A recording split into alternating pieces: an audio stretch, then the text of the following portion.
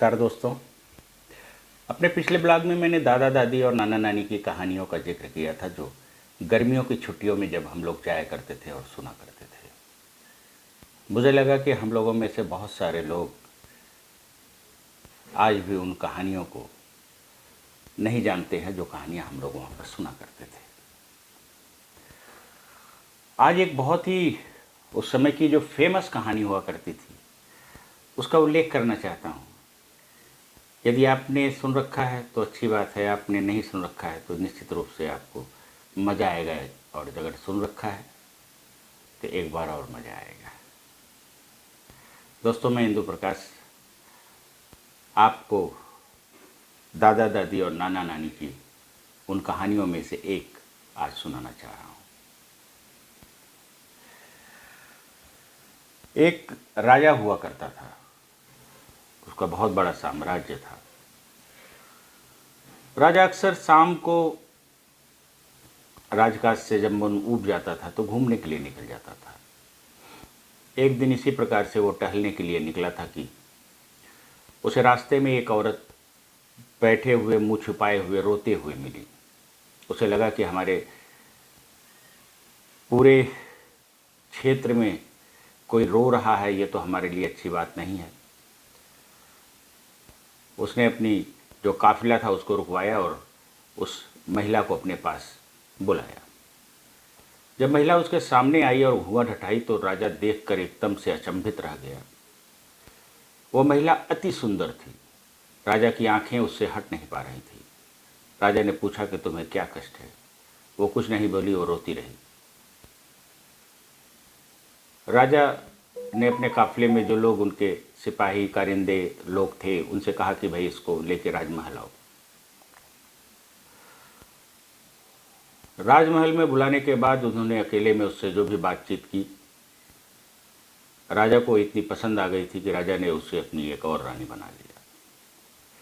राजा की 7 रानियां पहले से थीं, ये उसकी 8वीं रानी हो गई।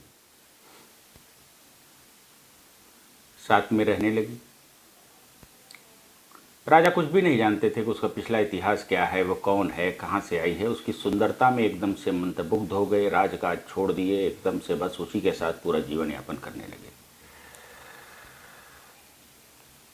वो तथाकथित रानी, उसे अचानक लगा कि ये जो 7 रानियां हैं इनको यहाँ से हटाया जाए तभी हमारा काम हो पाएगा।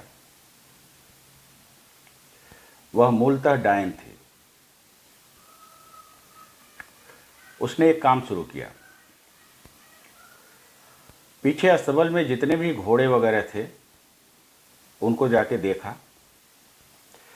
फिर रात में बड़े आराम से वो अपने असली रूप में आती थी और उसमें से एक आध घोड़ा निकाल के और उसे चबा जाती थी। और चबाने के बाद जो हड्डी वगैरह थोड़ा अवशेष बचता था उसे किसी न किसी रानी के बिस्तर के नीचे रख दिया करती थी, और इस तरीके से रखती थी कि रानी को भी पता न लगे उसके नीचे ऐसा ऐसा चीज़ है। धीरे धीरे अस्तबल में घोड़े कम होने लगे। विशेषकर उन घोड़ों को वो खाई जो घोड़े राजा की पसंद के हुआ करते थे, जिस पर अक्सर राजा सवारी के लिए निकला करते थे। एक दिन उसने खुद ही राजा से कहा कि जब से मैं आई हूं तब से आप घूमने नहीं निकले, यह अच्छी बात नहीं है। आप बाहर निकलते थे तो प्रजा का हाल चाल भी आपको मिल जाया करता था, और ऐसे तो आपको लोग मुझे लेकर काफ़ी उल्टा सीधा बोलेंगे, वो मुझे अच्छा नहीं लगता है। आप जाया करिए कभी कभी घूमने के लिए। राजा को भी लगा कि बात तो सही कह रही है, चलते हैं। उन्होंने अपनी बग्घी तैयार कराने के लिए बोल दिया। जब बाहर निकले तो जो घोड़े उनके बग्घी में लगे हुए थे वो उनके प्रिय वालों में से कोई भी नहीं था। उन्होंने पूछा कि भाई ये क्या है? उन्होंने कहा साहब पता नहीं, गत कुछ दिनों से जो है लग रहा है कि इसमें से घोड़े गायब हो रहे हैं। राजा अचंभित हो गए, जितनी तगड़ी सुरक्षा व्यवस्था के अंदर कैसे घोड़े गायब हो रहे हैं। वो गए घूमने, घूमकर आए और फिर अपनी नई रानी से इसका जिक्र किया। रानी ने कहा कि देखिए, कोई बाहर से तो आके इसे नहीं कर सकता है, अंदर ही कोई न कोई कुछ कर रहा है। तो ऐसा करते हैं कि सबकी तलाशी ली जाए। हमारी भी ली जाए। राजा ने जब तलाशी करवाया तो उन 7 रानियों के बिस्तर के नीचे से वो हड्डी बरामद हुई। राजा पूरी तरीके से कंफर्म हो गया, साक्ष्य मिल गया उससे। राजा ने उन्हें कहा कि नहीं, अब ये तो इसमें न तो सुनवाई होनी है न कोई माफ़ी। उसने क्या किया कि सामने के साइड में एक जगह खूब बड़ा सा गड्ढा टाइप का खुदवाया, अंदर रहने लायक बनवा दिया, लेकिन उसको पूरी तरीके से चारों तरफ से बाहरी दुनिया से काट दिया। उसके अंदर उन 7 रानियों को बंद कर दिया। संयोग कुछ ऐसा था कि वो 7 रानियां प्रेग्नेंट थीं उस समय।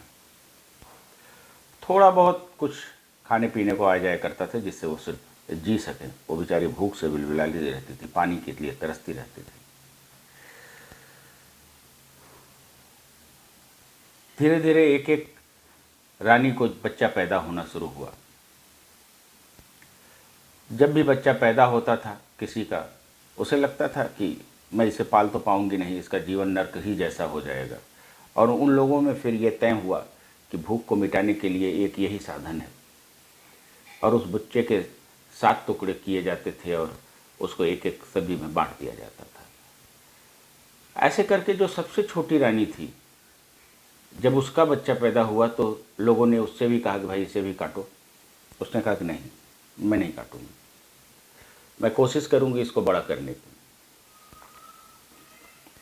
उन लोगों ने कहा कि भाई तुमने बाकी लोगों का तो लेके खा लिया।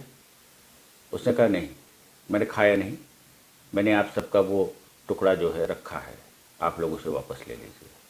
उसने सभी को उनका टुकड़ा वापस दे दिया। वो बच्चा धीरे धीरे धीरे धीरे पलता रहा, बड़ा हो गया। जब बड़ा हुआ तो उसे ये पता लगा कि उसकी माँओं के साथ क्या हुआ है, कैसे यहाँ पर ये फंसी पड़ी। उसने सोचा कि क्या किया जाए, कैसे जो है इसे अपनी माँ का हम बदला ले सकते हैं। फिर वो कुछ धीरे धीरे करके उसमें से सुरंग बनाया, रास्ता बनाया, रास्ता बनाया तो उसमें से निकल के बाहर आया। बाहर आया, फिर टहलता रहा जंगलों में।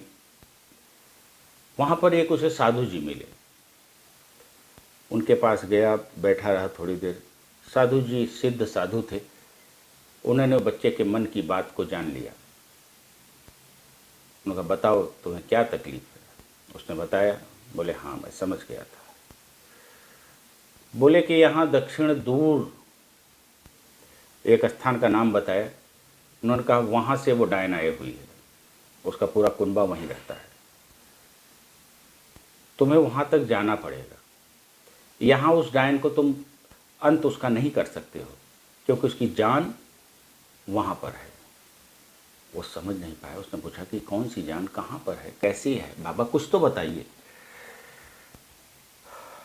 उन्होंने कहा कि ऐसा है बेटा कि इसकी माँ वहाँ पर है, और वो क्या करती है कि एक वहाँ पर पिंजड़े दिखेंगे तुम्हें, उन पिंजड़ों में कबूतर हैं, उन्हीं कबूतरों में इनकी जान होती है।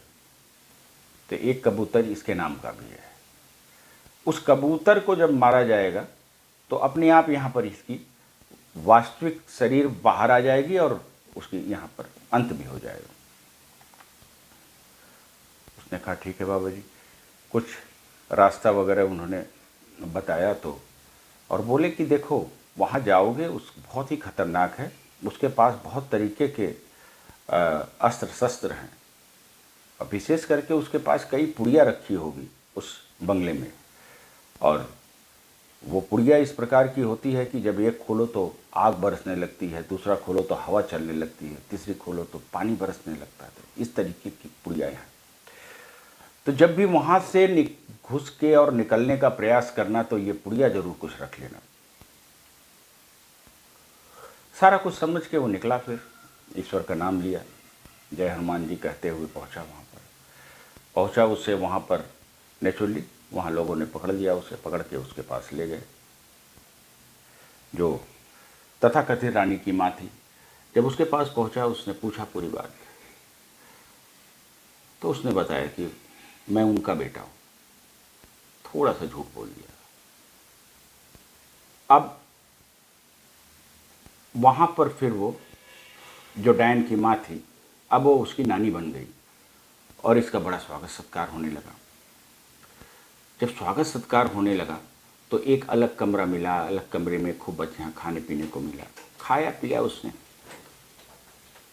खाने पीने के बाद रात में उसने धीरे धीरे इधर उधर खुफियागिरी शुरू किया। उसे वो पिंजड़ा भी दिख गया जिसमें वो तथाकथित रानी वाला कबूतर था। उसे वो भंडार गृह भी दिख गया जहाँ पर वो पुड़िया रखी हुई थी। और एक ऐसा वाहन दिख गया जो हेलीकॉप्टर की तरह हुआ करता था उस समय, जो उड़ता था। सब कुछ पहले उसने 1-2 दिन देखा, समझा कैसे जाना है, क्या करना है। उसके बाद एक दिन पूरी प्लानिंग के तहत कुछ पुड़िया थैले में रखा, कबूतर वाला पिंजरा उठाया और उस तथाकथित वाहन हेलीकॉप्टर जैसा जो हुआ करता था उस पर बैठा और वहाँ से निकलने लगा। जैसे ही निकलने का प्रयास किया, समझ में आ गया, दौड़ाया गया उसे। दौड़ाने पर उसने पहले पानी का वाला पुड़िया खोला, फिर आग वाला पुड़िया खोला, फिर हवा वाला पुड़िया खोला। सब कुछ खोल खाल किसी तरीके से उन लोगों को रोकने का प्रयास किया। और इस बीच में उसने क्या किया कि पिंजरे में जो कबूतर था, पहले उसका एक पैर तोड़ा, फिर दूसरा पैर तोड़ा। और जैसे जैसे वो उसका पैर तोड़ता था वैसे वैसे यहाँ रानी जो थी, जो तथाकथित रानी थी, उसका पैर टूटा, उसके हाथ टूटे। उसके बाद उसने गर्दन दबा दिया पूरा। कबूतर मरा और इधर वो डायन जो है अपने वास्तविक रूप में आ गई, राजा को भी दिख गई। लेकिन अभी उसका सफ़र ख़त्म नहीं हुआ था। वो सब उसका पीछा ही कर रहे थे। वो किसी तरीके से बचते बचाते उन्हीं बाबा जी की कुटिया में पहुंचा। बाबा जी ने उसे मक्खी बना दिया और मक्खी बनाने के बाद दीवार में एक जगह चिपका दिया। वो सब आए जो डायन के गण लोग थे। उन्होंने बहुत कहा कि बाबा जी यहीं पे आया है, हमने देखा है और उसे आप दे दीजिए, नहीं तो अंत में आपके लिए भी जो हमारी श्रद्धा है वो ख़त्म हो जाएगी। बाबा जी नहीं माने और बाबा जी ने कहा कि नहीं, यहाँ पर कोई नहीं है, आया था भाग गया, वो चला गया। अब चूँकि उसके आगे उनका क्षेत्र नहीं था, उसके बाद वो लोग नहीं जा पाए और खैर वापस चले गए। फिर वो बच्चे को लेकर बाबा जी स्वयं दरबार में आए और फिर राजा को पूरी कहानी बताई। राजा ने बाबा जी से भी और उस बच्चे से भी क्षमा मांगी। तब तक वहाँ पे उनकी वास्तविकता सामने आ चुकी थी, वो डायन समाप्त हो चुकी थी। सभी रानियों को अंदर से निकाला गया, उन्हें राज दरबार में पुनः स्थापित किया गया, उनको पूर्व स्थान दिया गया। कहानी कैसी लगी? अंत सुखद था।